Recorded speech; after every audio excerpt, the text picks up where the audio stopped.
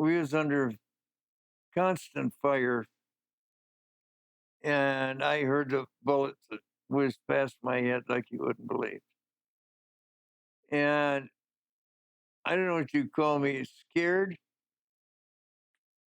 but I was scared. And it really wasn't anything that I was afraid of being. It's just that I was scared. Anyway, I was thinking, and you think in a I mean, your mind goes crazy. And it didn't take me but just a few seconds to think about, man, Lord, what I wouldn't give to have three boys and all three boys be married. I got back three boys and all three boys married.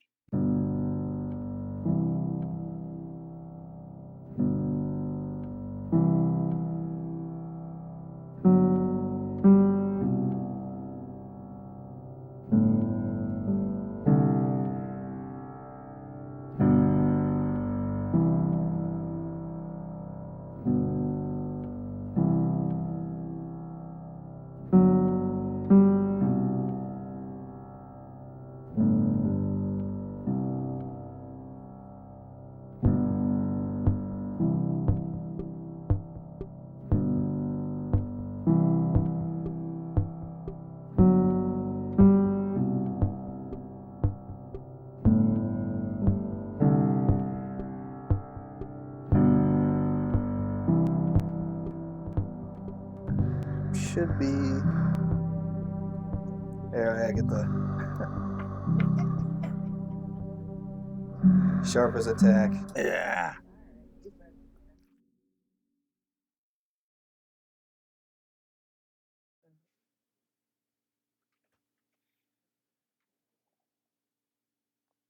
All right.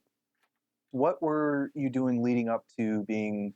I'm assuming you were drafted. Were you drafted into Vietnam?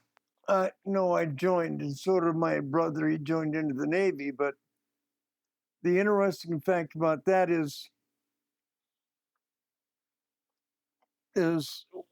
after you plow a field, you fit it up. We were doing that because I had just finished plowing the field. My brother had one tractor, I had the other. And he was fitting it, meaning he was had the disc on it. And I was working the drag on it. And a car dressed in olive drab, that's the color, pulled into the field. And two guys got out. One was dressed in a white Navy dress outfit, and the other one was the driver was dressed in a green army dress outfit. The guy in the white outfit went over to see Bruce because he was closer, and the guy in the army outfit come over to see me. We both joined at that time, and it was. I think it was 2 or 3 weeks later. We were on the bus to Detroit, and we had had to go through all the physicals and all that horse crap. We got all that done, and we come home for I think it was a week and a half, 2 weeks, each of us. Then finally, my brother got sent to Great Lakes training, and I got sent to Fort Knox.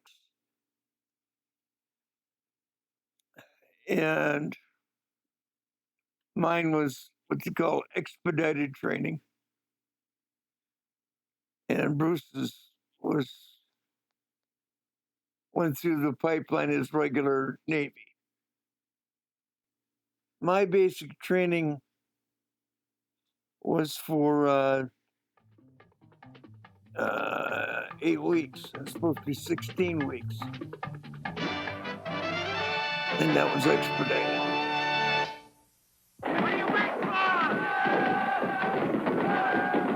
This is a game of war. The bullets are real. Make a mistake, and you're dead wrong.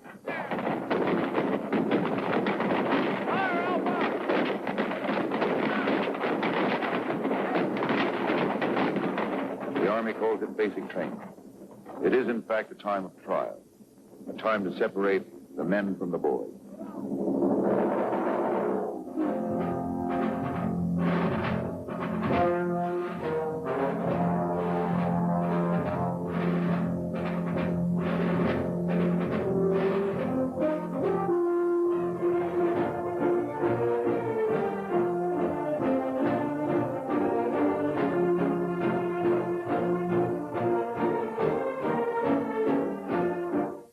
You are about to be inducted into the Armed Forces of the United States.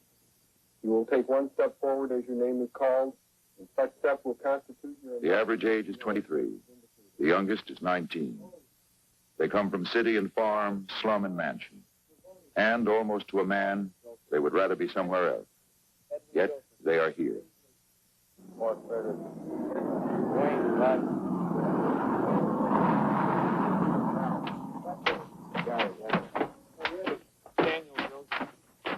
All right, now covering the Army men's drum will cover down one behind the other, straight down behind each other. Soldiers now in nothing but name, they await their transformation. Swiftly and efficiently, it begins. Within 72 hours, the process will be complete. When he leaves here, each man will at least resemble a soldier.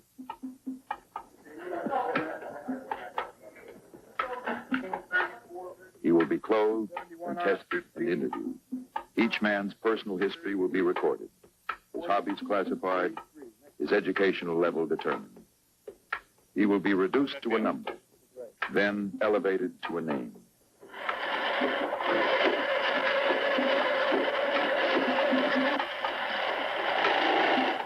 Five 692-118 is your identification number. You are single, no prior service. You're born in San Francisco, California.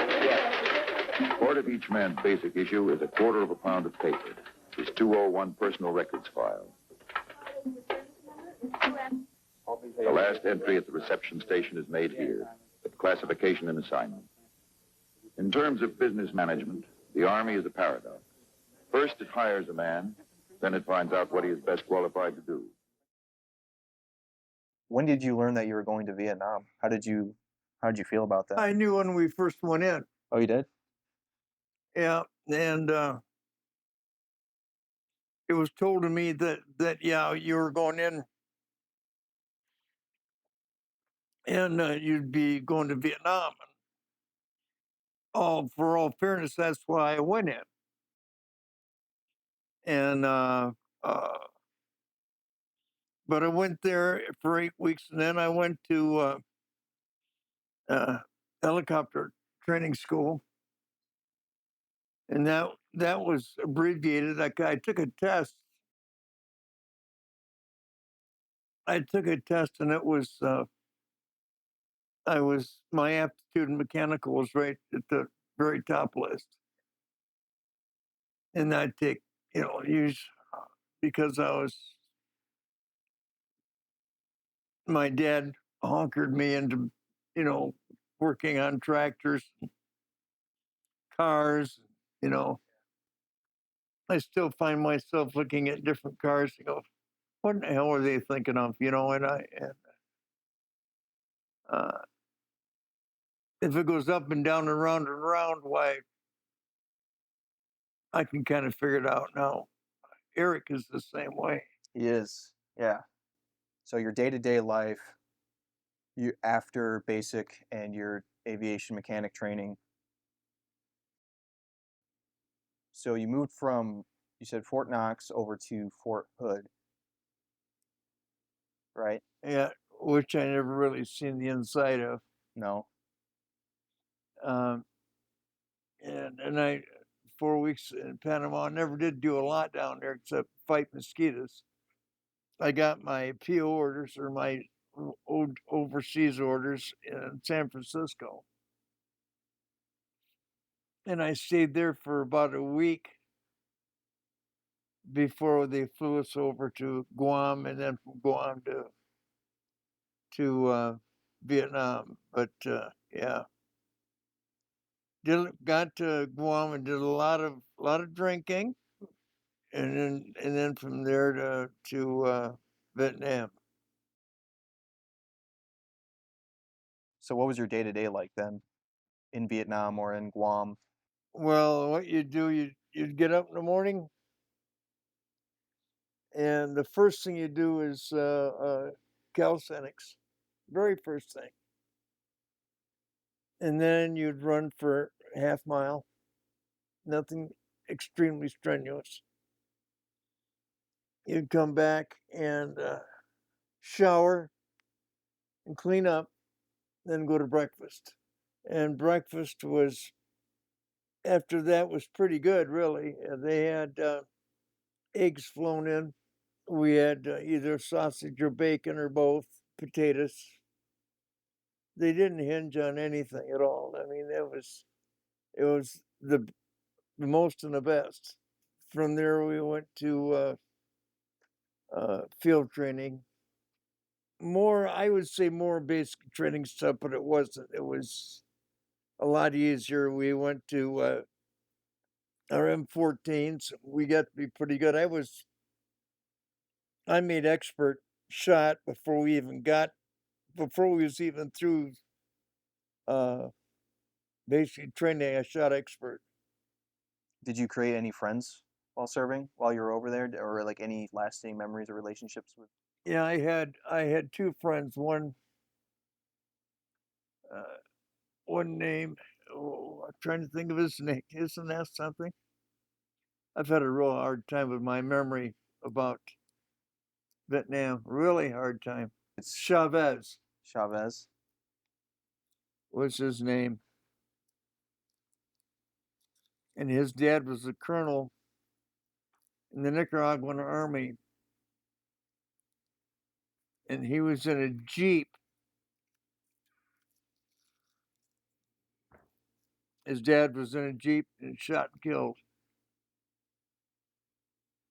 and he joined the American army because if,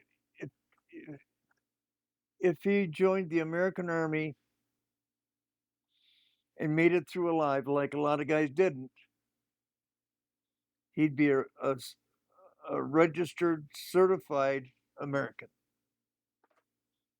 And that was one of the good things about joining the American service for,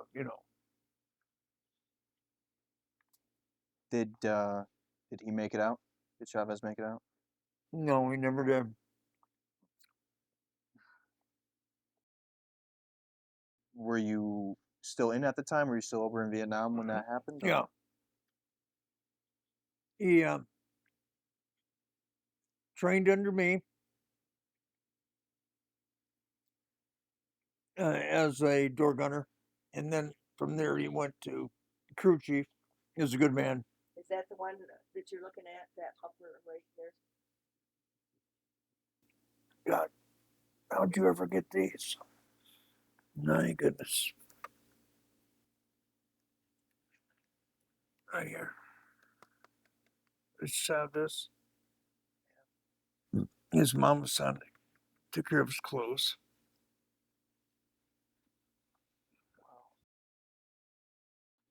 So you had Chavez. And I had a tow-haired boy about the same age. Oh, he's the same. We were all the same age. And from Detroit. And I lost complete connection with him. His name was Pollard. Well, Chavez didn't make it out. He got himself shot, but Pollard made it out. But he was in a different company. What had happened was they give these guys to me to train up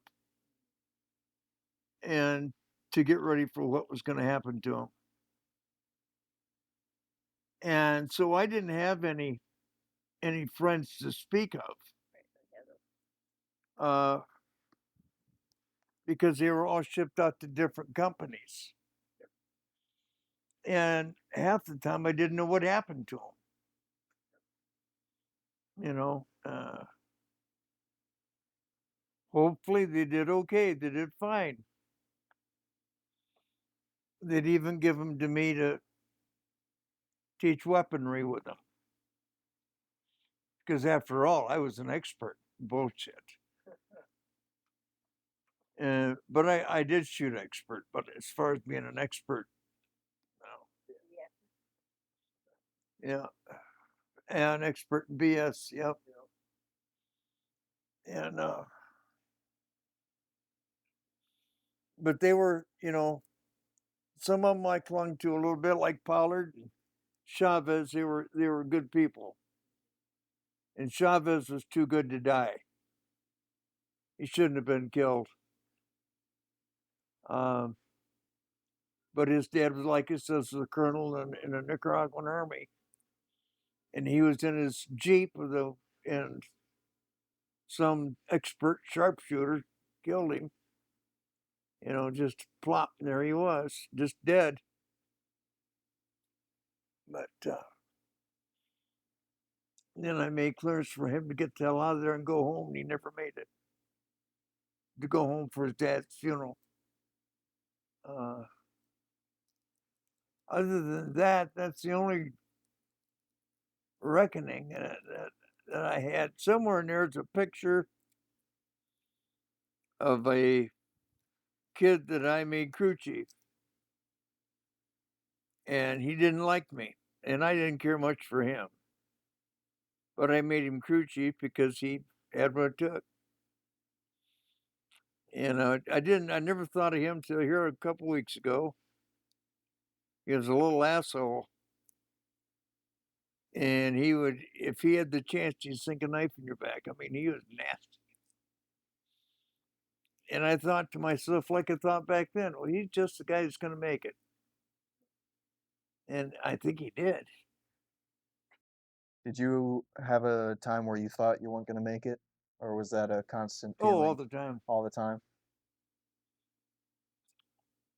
If you didn't accept that, you were dead. As soon as I got over there, I was assigned to guard a big mound of dirt. Sounds funny, but that's what it was. I asked this guy who's the captain, why am I guarding this big mound of dirt? He says, you'll see. Get your ass over there, Rob. Everybody called me Rob. I said, okay. And he said, be sure to duck. I said, what the hell? It's a mound of dirt. Just get over there. It was a full armory for the whole base. It was underground. And to make it worse, that night when I got over there, they started firing on us. And so I found the first taller clump of dirt, and that's what I was under. But ever come close? Yeah, it come close. Grandma, she has some things written down.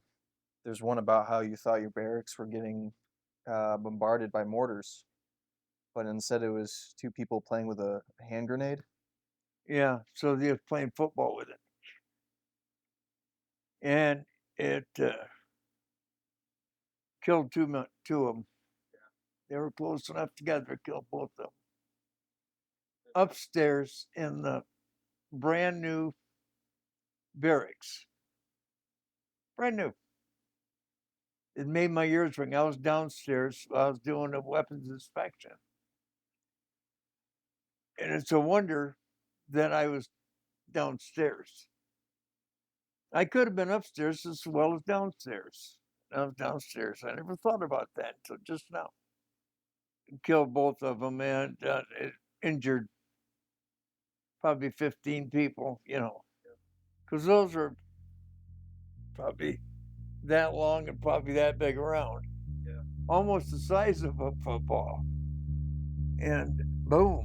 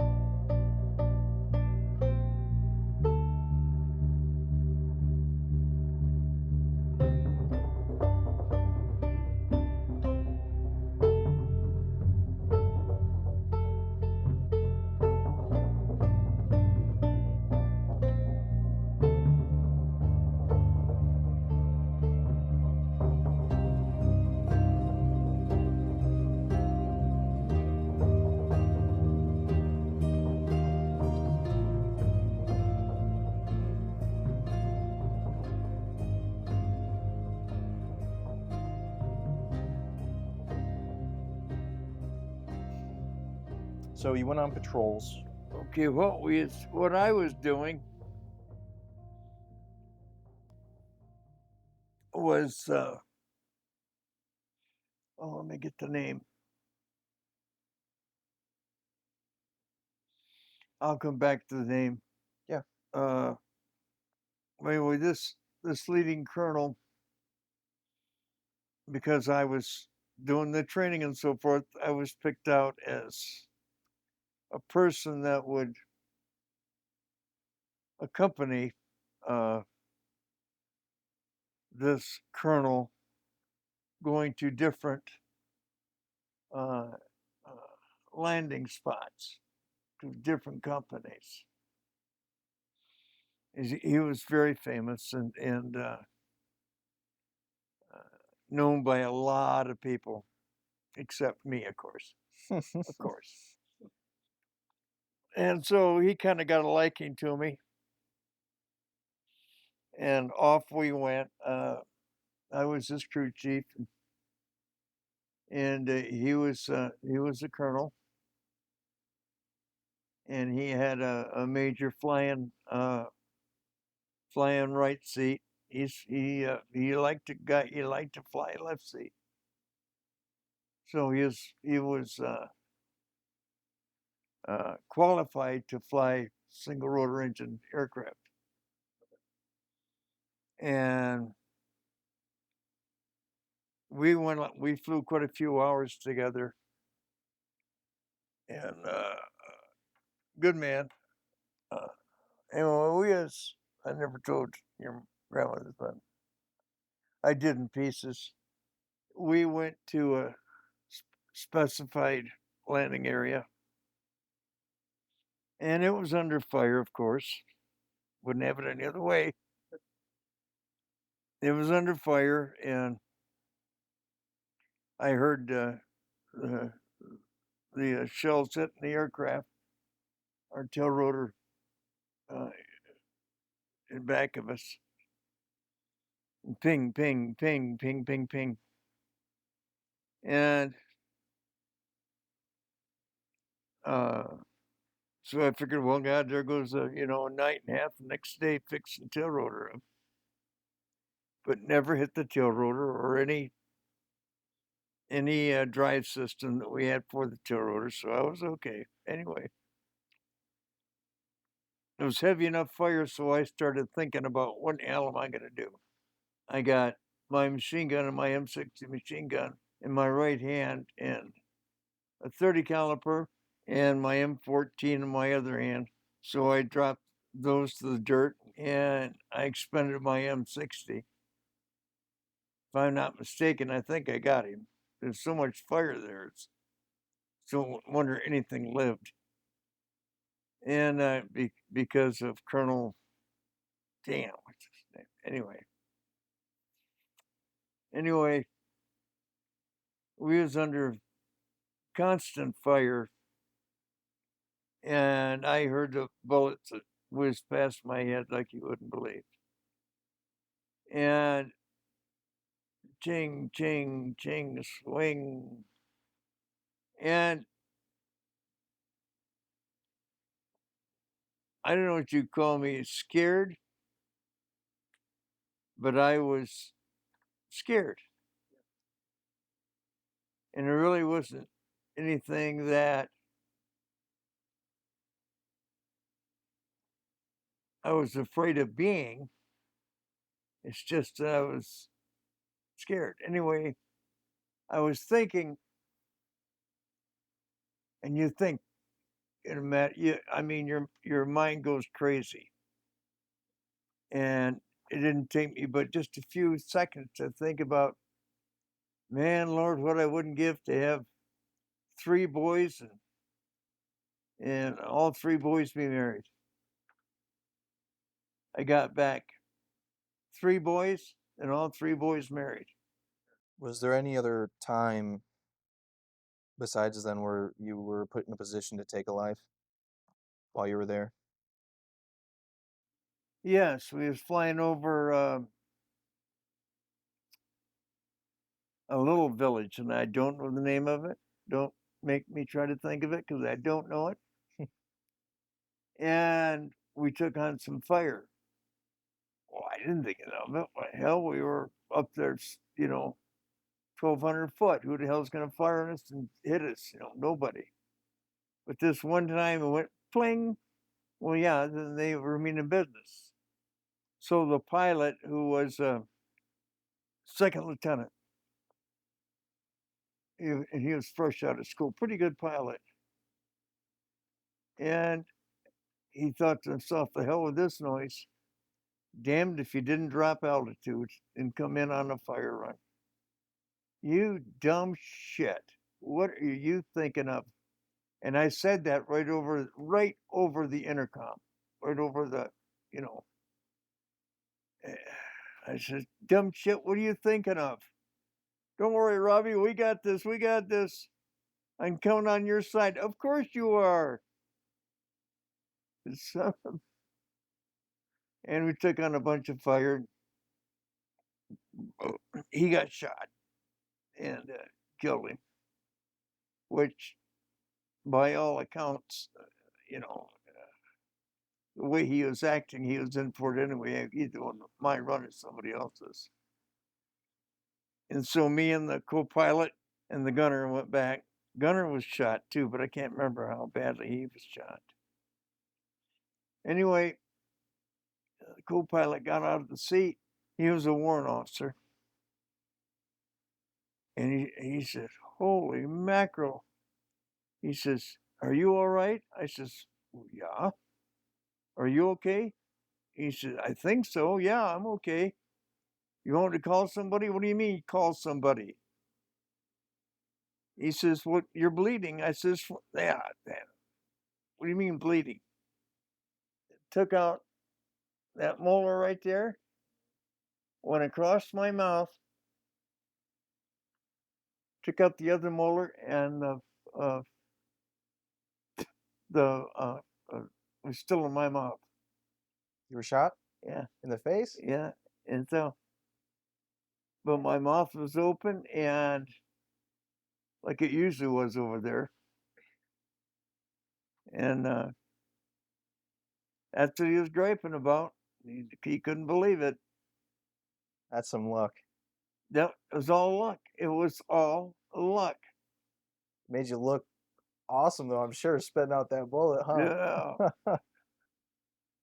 And but they hauled his ass off, the pilot. Yeah. I suppose he was a nice enough guy. I mean, but How you doing? Do you want to take a break for a second, or? yeah, we could. Okay.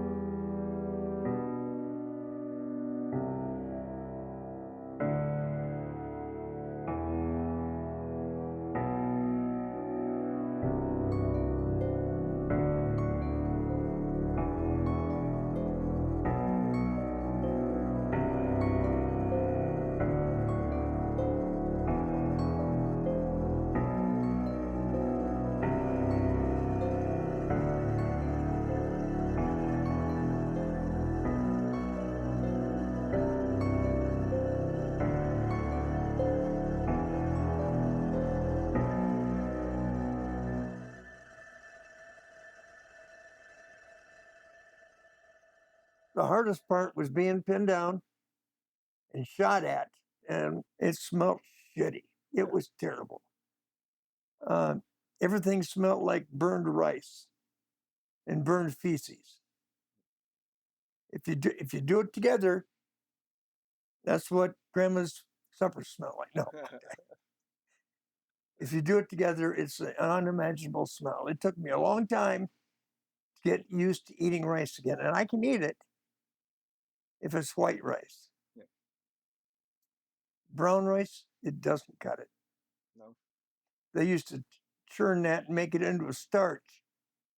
And while I was away on a trip, which is every night basically, every afternoon and night, I'd get back in the early morning,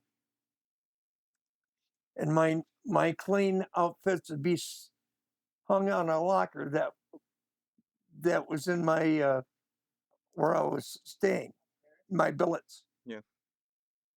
And everybody's garments were hanging there, and it smelled so bad. And then even the wax they used on the floor was made out of rice somehow. That stunk bad too. So for me to go to a Chinese restaurant is like pulling my teeth out. It's better than it has been in a long time, but it's still there. Okay. Do you remember any times you ran night missions? Oh yeah, that was all my missions. That was at night. Well, not all of them, but I remember most of them. Were you mostly the gunner? I was the gunner crew chief. So what time did you play as the paramedic? Probably, it seems to me like it was right after I took my easy out, fast out. Add 6 months onto my 3-year. And I played paramedic for about 3 months until I said, no more, I can't do it any longer. And they said, okay. They didn't fight me at all, got a paramedic in there. And why they didn't fight me, I don't know. That's because I didn't write anybody up, I guess. Because if they were strong enough to be on the same medevac the chief put me on, why? But they pulled me right back. And then they put me on. I was on regular duty again, flying at night. Then all of a sudden, we landed, and I was told to go to airway flight control right now. And I thought to myself, who the hell did shit happen? I didn't shoot anybody. I didn't shoot the ship, which has been done before. What else did I shoot? And I got up there, and he said, Mr. Robertson? Yeah, I said, yeah. Specialist Robertson, sir. Well, Specialist Robertson, we decided to pull you off to all aircraft gunfights. What? What did I do wrong, sir? You didn't do a damn thing wrong. What you're doing wrong is getting out of the service. And I've got to replace you, and I've got a guy to replace you, so I thought I'd let you have a 30-day break. So they give me a 30-day break when I landed. And I got there, and what did they do? Made me chief of flight of incoming flights. I had to look on the squawk box to see where they were at. According to the you talked about responsibility. And one day, UH-47 was coming in. They had civilian load and a Vietnamese load. I said, okay, park on runway, blah, blah, blah. You're clear to spot, blah, blah, blah, blah. And off that helicopter, walking across the PSP, was my second cousin. That's Richard Summers. That's how you're related to Summers. And he come up, and he'd seen me, and he just about dropped his teeth right there. And he was going home too. I said, Rich, I haven't got you on this flight, but I got you on the next flight. He said, good enough, Robbie. He switched me on.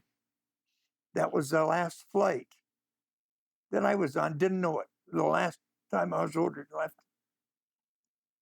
Two majors come out of flight control. They said, Jim, you're going home. I says, no, I know this. I was just, I didn't know when. They said, it's tomorrow. I says, we're going to let this 47 leave without you on it. But we want you to dump all your personal goods and all the goods you got from Vietnam in a pile behind the shed here. And I says, I don't think I can do that. And they said, we're doing it all to the guys that had the SECO permits. I says, you're telling me that all the guys that I replaced going up there are got to dump all their private goods and the goods that they bought in the city they were next. Yep.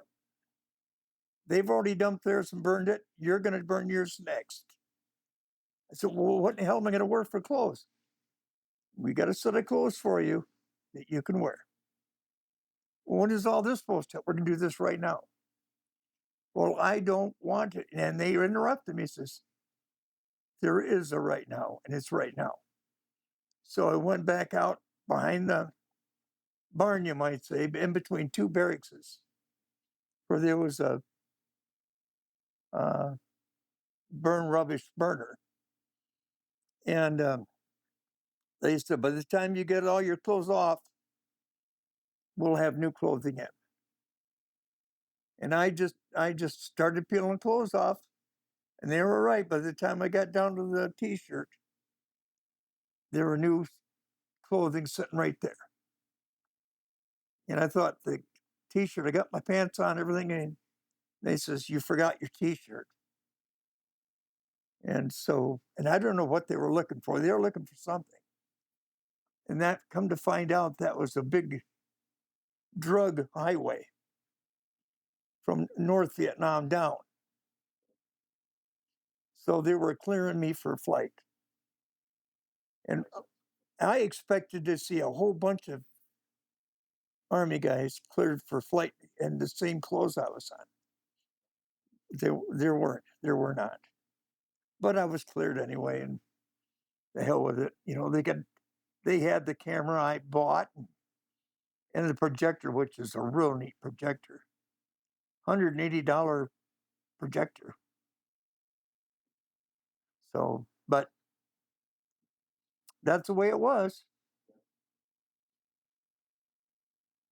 As soon as I heard about what Nancy did, I was sickened to the stomach. In fact, if she'd have walked on my PSP, I'd have shot her right dead, not caring where I went. Who is Nancy? Nancy Sinatra is a daughter of Frank Sinatra, very, very looked after daughter of Frank Sinatra. Very beautiful woman. I can tell you a story about that. She come into Vung Tau. We were under fire. And the guys put her up on a stage. They set her up on a made up stage. And she was dancing around, blah, blah, blah. And she was good looking, blah, blah, blah. Did I applause? Yeah, da, da, da, da. She sang a couple of songs. Yeah, I said. And she was with the Bob Hope touring.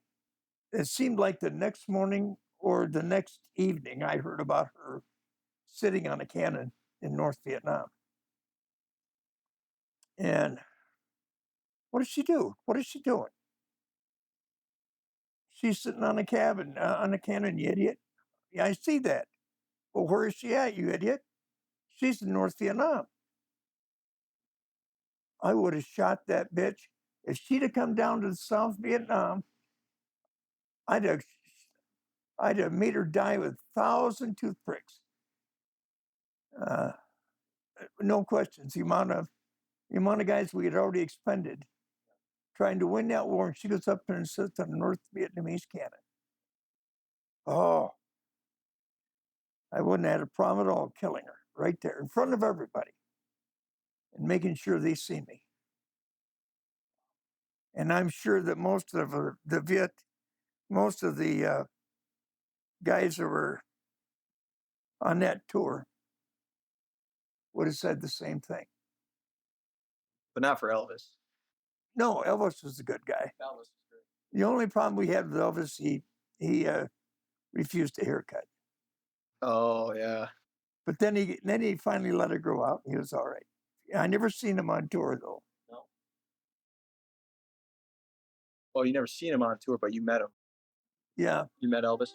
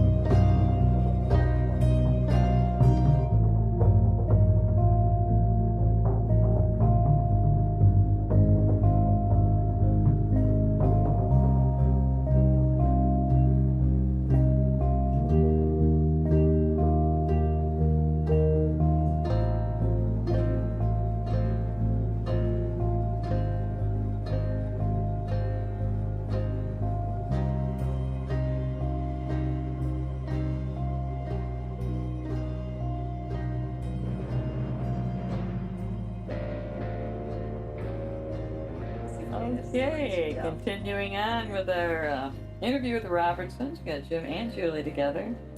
I guess I'd like to start with Julie and ask Julie, what was your first impression when you met Jim? Where'd you meet him? How did it happen? What was your first impression? I knew that was coming.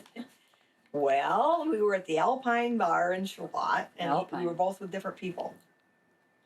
And I just said I wanted to dance, and he said, let's dance. So you were out on a date with someone else? Yeah, and he was out with somebody else. Oh, Yeah, she's a two-timer.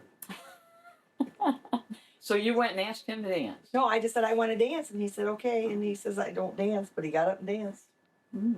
So what'd you think of him when you saw him there? Thought he was a good-looking guy? Not bad. So many years ago, I can't remember that far back. How many years ago was it? 42, it'll be 43 in November. What do you recall about that evening? It was funny. It was. We were playing pool, and so she made a couple passes at me, and I didn't pay much attention to it. You're so full of it. You're playing hard to get. But we hit it off right away. Mm-hmm. So that was the first meeting, and then where'd you go on your first date? You asked her out, then I take it after that, and no. Where'd you go? Do you remember your first date? Went up to Sunfield to the Farmer's Tavern, Farmer's Tavern and had shrimp. And shrimp and steak. Yep. Wow. How long did you guys date before that was August 31st. We were married November 21st. that fast? Wow. That was a whirlwind romance. Yes, it was. How did you propose? Do you remember? I certainly didn't get down on my knee. That was my next question. No. I just come out. I knew I had to settle down sooner or later, and she was better than poking out with a sharp stick. So You must have been pretty smitten, though. To meet in I August was. and propose in I November. was. Yeah, we hit it off pretty good right off the bat. And I think, I'd been, I was 22 and I'd been around enough that I knew what I was looking for and had met his parents and just, they were down home farm people and not, off in Timbuktu somewhere. Yeah. And so it just, clicked. You knew what you were looking for, so. Yeah. When you know, you know. So what happened? You proposed in November? When did you get married? November. Oh, you got married in November. November 21st, right in the middle of deer season. Yeah, we got in trouble for that. Yeah. The bill was very upset. Did you have a wedding or did Yep. you elope or how No, it we were worked? at the Methodist church in Right in Potterville. our regular church? Mm-hmm. And Kathy was the maid of honor, and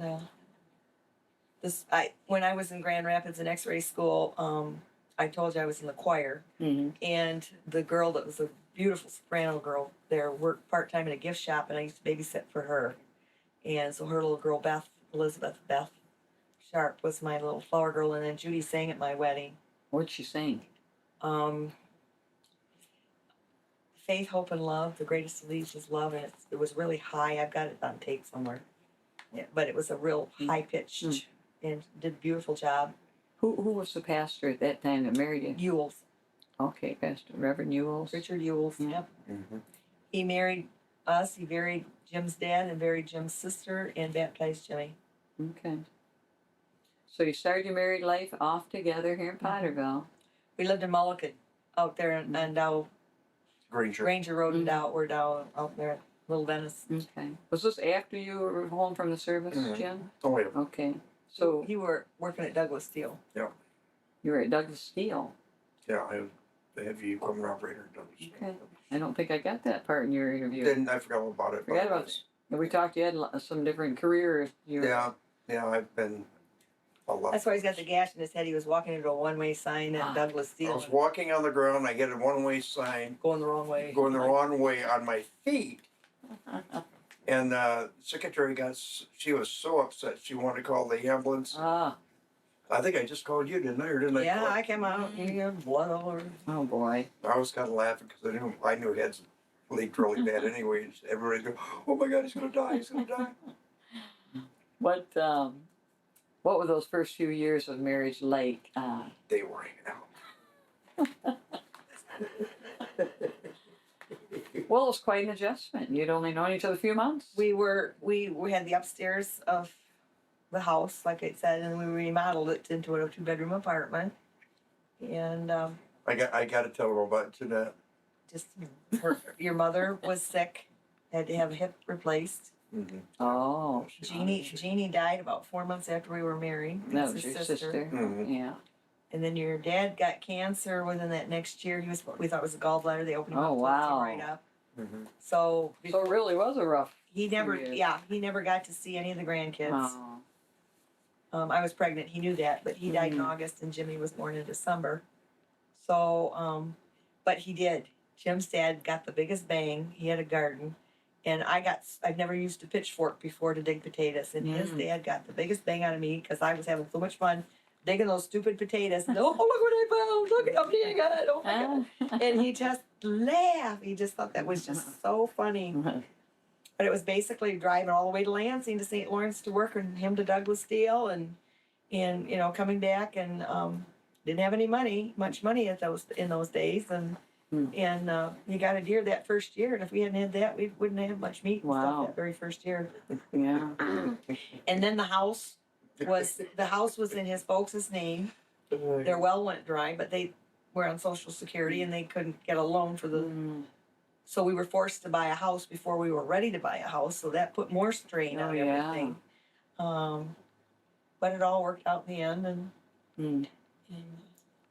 What story are you holding back, Jim? One of the first meals she ever fixed me after we were married. the pizza, Yes. and that wasn't my fault. No, but He's got pictures of it even. Oh I, boy. I felt your pain though. But it was, I got home, I made this pizza and put it in the oven. Well, the oven wasn't working, Mm-hmm. and it just went all over the oven, and he just thought that was just so funny. That was your first one of the No, first I was meals? thinking about the one you hit. You took the. That was upstairs. That was after I was pregnant. And What happened with that he one? got mad at me, and I said something, and he shook me. It's the only time he's really done anything. He shook my shoulders, and I dropped the stuff on the floor, and I said, "Well, there went supper." Well, no, you took a frozen pizza and slapped me right across the face with it. Yeah, what about the turkey? That was you. Well, The no, first turkey I ever made, we were up in the apartment Yeah. because we didn't have much heat out there when we were first married. And we were up in one of the apartments over at the store, and he went out and was going to make coffee and turned the wrong burner on, and pretty soon the turkey's smoking in the oven because he turned that burner up, the oven up, instead of one of the burners. at the same time, your Aunt Jeanette lived right. Where does she live at that point? They were in the back apartment. Or she came in, she was over at Jeannie's and Donnie's in the back apartment. And she come over. She's gonna save our life. So she come over with a knife and carved all the black charcoal off the turkey. That was all because he was going to make coffee, and he turned the burner instead of the oven instead of the burner. Well, she's probably come a long way since then. Is your wife a good cook now? Yes, she is. Yeah. Yes, she is. What's one of the favorite dishes she makes that you like? Well, potato salad's pretty good. But strawberry rhubarb pie. And what else do I like you make? Chili. Yeah, she doesn't. She hates chili, but she makes the best chili.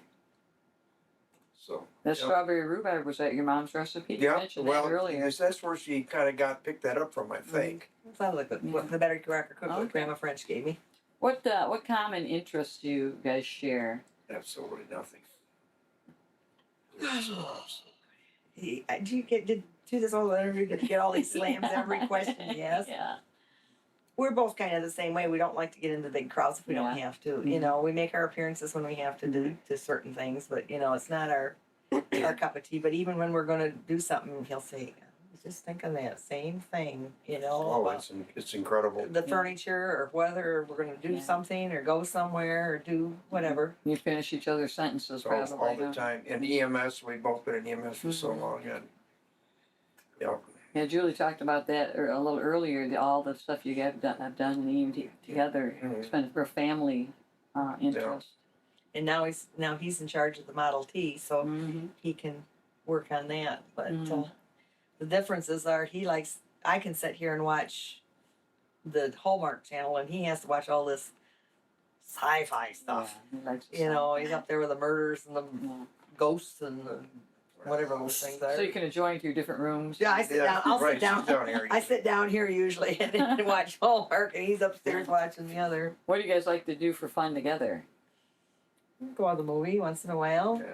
but we've Go been, out to eat. We travel a lot. we're getting so we like to do a lot of that Yeah. traveling. You now. have We been got- doing a lot of traveling with that recently. blue green thing. We're Yeah. we're just really into that and Yeah. having a good time with it.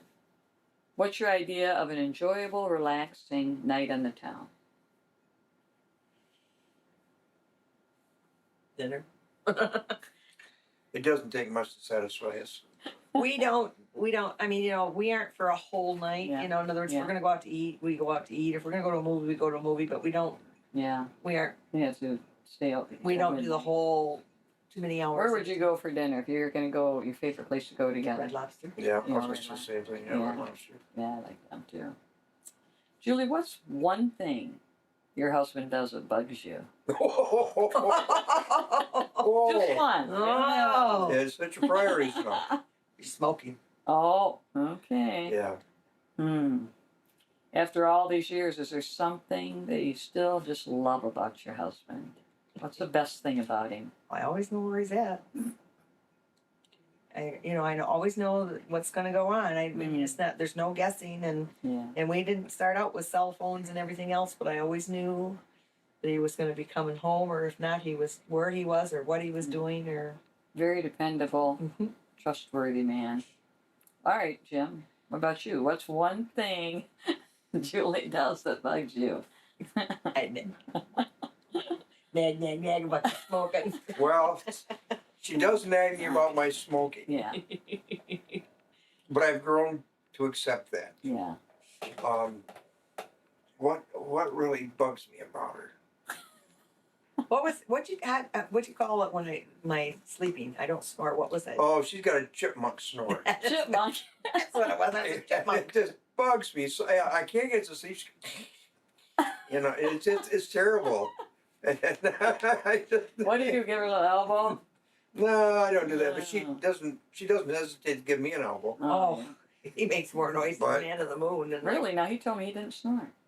he doesn't Oh. snore, but he breathes so funny, Oh. and and then he's like, I mean, it's not really a snore, but then I'll just go roll over, and he rolls right Yeah. over. I mean, and then he shuts up. Well, it isn't that kind of a tap. Well, I'm not in bed as John and Ann, and they kick No. him out of the bed. No. And after all these years, what do you still just love about Julie? That she has a good job and she brings home the money. Really? No, I gotta prioritize her. She's definitely a family person. The kids come first before anything else, and then the grandkids. I'm down, I think, 3 or 4. Well, you're on the list. But I'm on the list. But she's definitely a family person. Yeah, we talked about her being a relationship person. Yeah. What is your philosophy, and this is for both of you, what's your philosophy regarding a long-lasting marriage? Because you've been married 40-some years. 42. What's your philosophy? You got to give and take. I mean, and you think about what's going on, but then you can think about what could be a lot worse. I mean, you're not being abused. You're not Mhm. being, you got somebody that comes home dependable, and we eat, and we have the same things, and we don't, I just see all the abuse and all the other stuff going Yeah. on, and Yeah, there's no perfect relationship. and the thing of it is, and the other thing, even to the cooking, I make him chili, even though I don't like chili. Yeah. And you just give and take, and sometimes he'll eat something and I'll eat something different. Yeah. But, just to, It's the give and take too. I mean, Yeah, the give you've got to work at it. You can't it just doesn't come naturally. No marriage comes naturally. And there's always confrontations, and there's always, you think the end of the world's coming because he or she said something that you don't agree with, when actually none of it means a pile of dung. None of it means nothing. Yeah. And so you've just got to work at it. and then it's make your own decisions. I'd say, what am I going to do about this?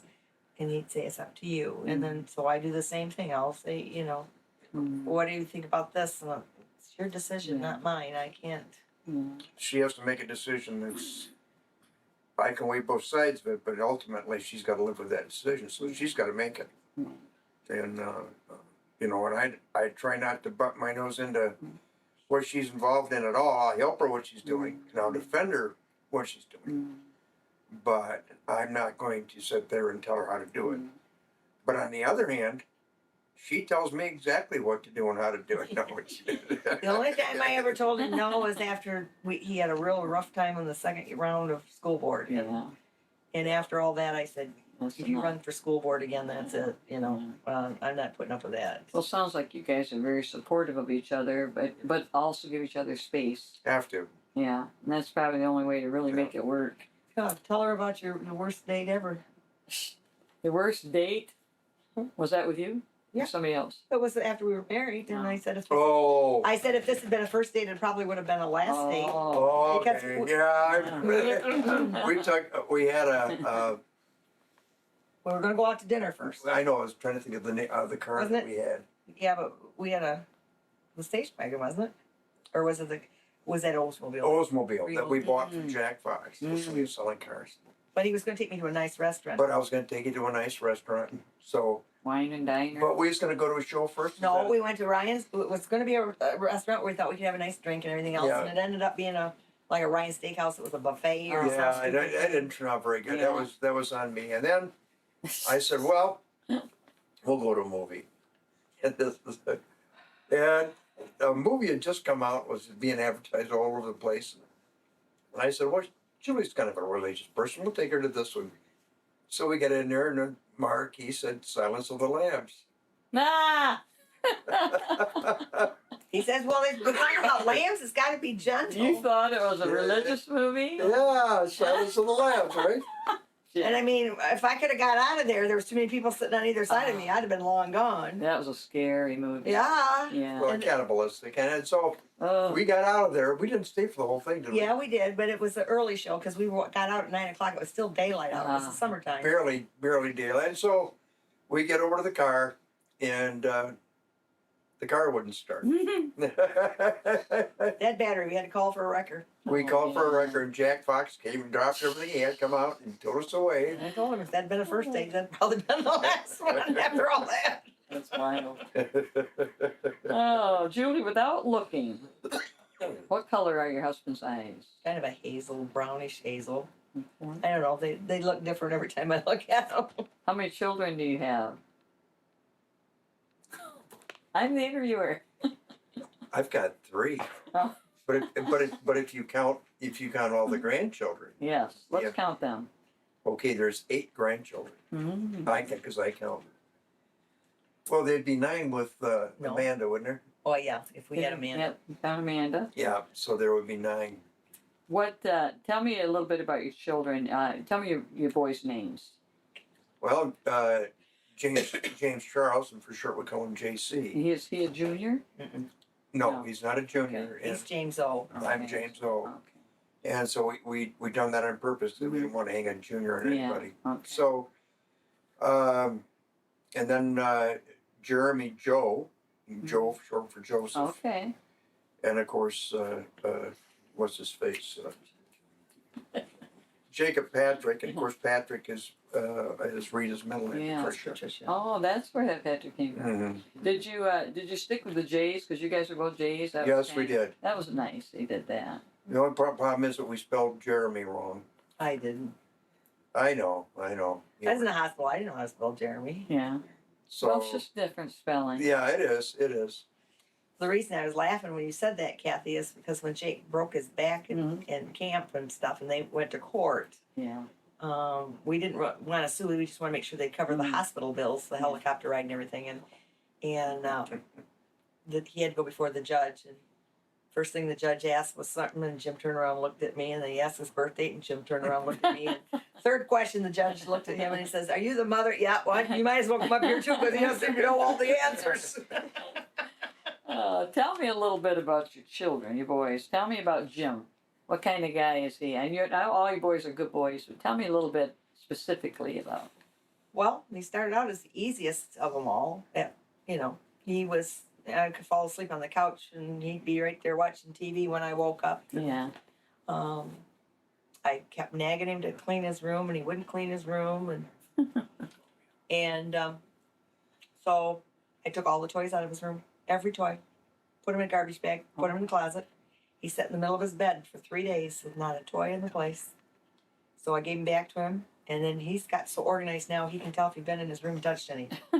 He's actually OCD. I mean, he'd come in there and he'd say, "Mom, somebody's been in my room, and this was moved, and that was moved, and that was touched," and da-da," you know. And he was our sleepwalker. Mm-hmm.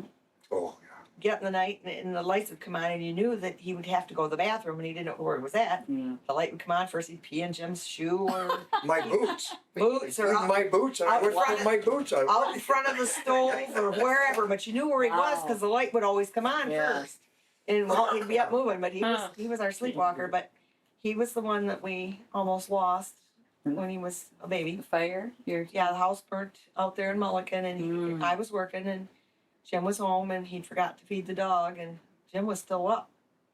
He shouldn't have been up at that time of the night, but he was, and Jim took him down with him to feed the dog, and Mhm. the furnace went, and they never got back up Wow. the stairs Blew at all. blew the upstairs just about off the house. Wow, that must have been freaky. It was freaky because if I hadn't thought to go down and feed the dog, Mm. and took Jimmy with me, Hmm. and I left. My mother lived downstairs, and so I left Jimmy with my mother. I went to feed the dog, and then I come back inside, and we heard a pop, and she's got a tape recorder, and I thought, well, maybe that's her tape recorder. Yeah. Then all of a sudden, go boom, and it was Wow. the freezer was blowing up. Man. So we were very Maybe a lucky. little divine intervention there. Yeah. When you had your Jim was your first baby, was Jim allowed in the delivery room back then, or did they not? Yeah. Jimmy was actually right on the money. I mean, at midnight, my contractions started on his due date, Mm. and that was at midnight. And he came in the middle of the afternoon, and Jim was in the delivery room with me, and it was a normal delivery. Mm-hmm. And Jimmy was 9'4", and Wow. they put him in that bassinet over there, and he picked his head up and looked He was around. a big baby. Looked around the delivery room, and Yeah, the doctors and nurses couldn't believe he looked right up just like it, looked all around. it was unreal. He was just Yeah. huge. Wow. And I mean, he was in the nursery to the point I took the newborn, and I didn't know if it would fit him because he was so big. So Wow. and that's so he right on his date, right in the middle of the day, and just did everything just real.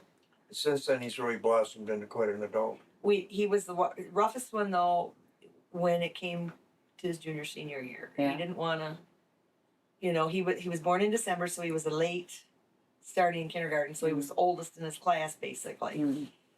And he kept saying, "I can't wait till I'm 18. I can't wait till I'm 18. He was I'm gonna out of marry here. a I'm girl." going to get out of here. I'm Yeah. going to get out of this house. I just don't like this anymore." Yeah. And finally, Jim told him, "Don't wait. Just get out now." Mm. And it shocked him, and he, Yeah.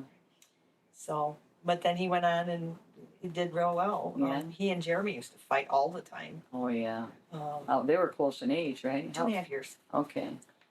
Jeremy was born in July, and he was 3 weeks early.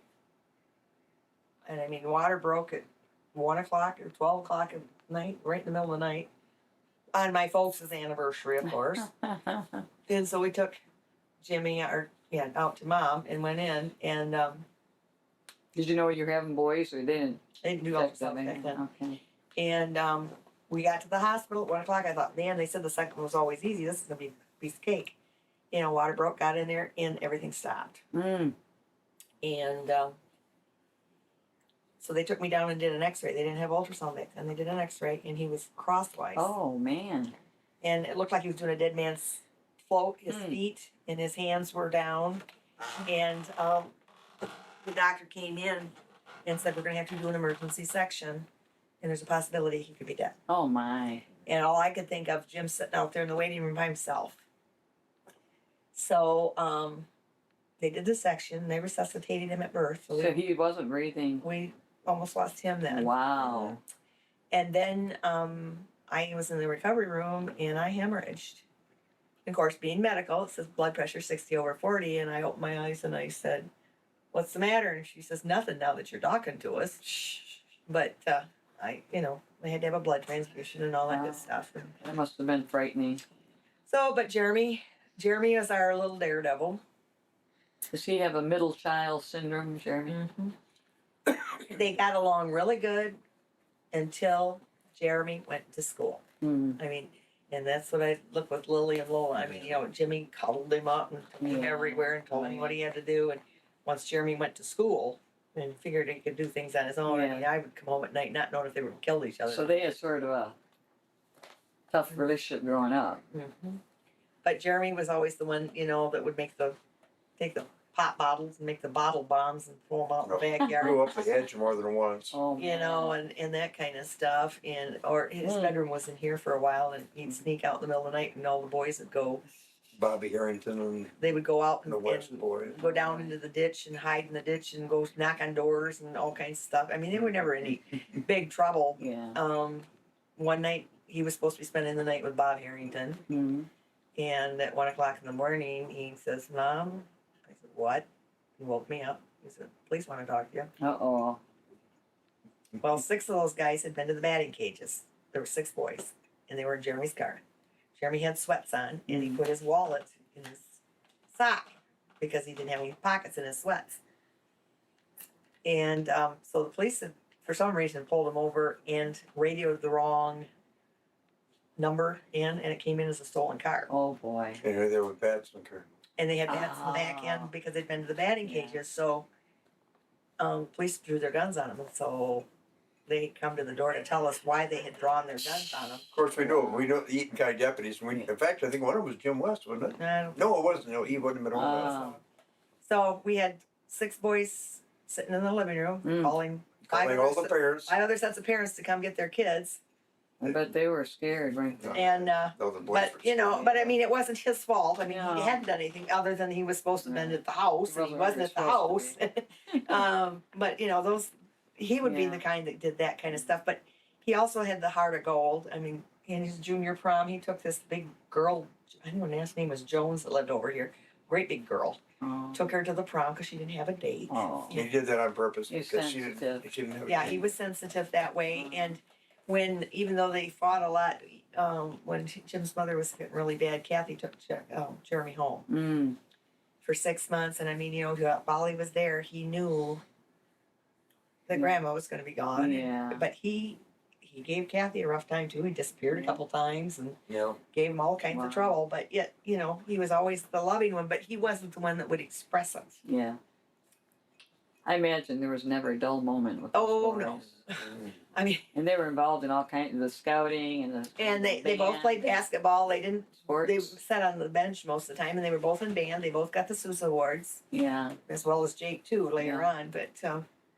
But yeah, it was always t-ball and all this stuff. You We were guys were always going all constantly- the time. Oh my goodness, yes.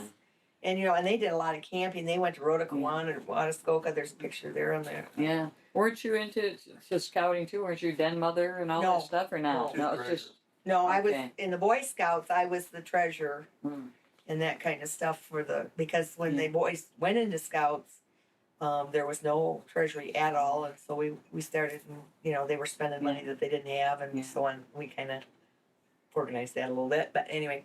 So that was Jeremy, and then Jacob was Probably a horse of a different color. 3 weeks early. he was quite a bit after 10 years 10 years? Yeah. between Jake and Jim. Okay.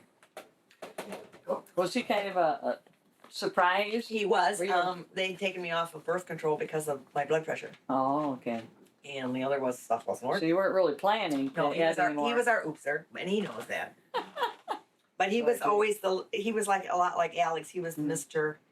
5 years old. You can go to the store, Mom. I'll be fine. Oh yeah. Oh, He's yeah. super mature for even 2 or 3 years old. He is just. But he was Mm. when he was Incredible born. maturity. He was 3 weeks early, and he was an 8-pound, 10-ounce baby. Wow. Jeremy was 8 pounds 4 ounces. All boys were big. All your boys And they were big. 3. He was 3 weeks early, and Hmm. but he was a section. But he gave me more trouble during pregnancy. I had to come home and start laying on my side more because he was always on my aorta and stuff, and I couldn't Oh, breathe wow. very well. Yeah, that's a problem. But he was more stubborn in the fact, when he got in elementary school, I'm sick. I gotta come home. I'm sick. I gotta come home. Hmm. To the point his dad told him, say you're sick one more time, you're gonna walk home. So he was walking home. They Yeah, got him out. and- He just wanted to be home. And then the teachers called me one day and said, I know we're not supposed to bug you, but he's been outside and I don't know if he got frostbite or what, but his hands are all blue. Oh man. Okay. So I get down there and I look at him. I said, Jake, what'd you wear to school today? He had blue cotton gloves on and he'd been out in the snow and all that ink had come off of his hands.